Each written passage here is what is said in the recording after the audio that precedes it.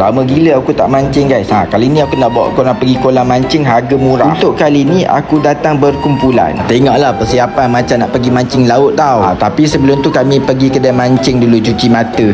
Tapi jujur lah aku cakap, aku ni bukanlah pro sangat mancing kolam. Jom aku bawa korang pergi kolam pancing Pasu Sahar. Korang tahu tak harga untuk satu rod ni berapa? Dia kira RM10 je guys. Memang murah betul. Untuk bahagian umpan pula kami bawa roti dengan pellet. Lepas tu adalah letak campuran pandan sikit bagi wangi. Lepas tu strike pertama aku dapat ikan mekong.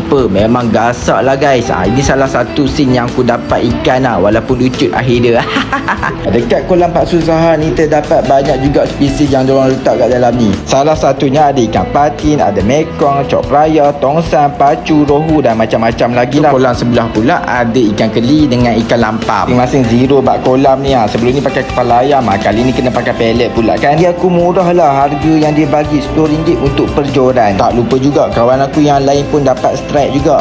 Memang padu lah depa ni. Aku terlupa nak bagi tahu lokasi kolam mancing Pasu Sahar ni terletak di bahagian Serai Perak. Sampai tengah malam baru aku sedar yang aku tak ambil pun gambar ikan. Aduh, sorry lah guys. Tambah-tambah pula rod aku ni tersangkut pula dekat wire. Aduh. Yelah, kalau kau nak cuba datang sini guys, untuk ikan keli dengan ikan lampam boleh bawa balik tau. Buat nak lepas rindu nak tarik ikan besar pun boleh juga dekat sini.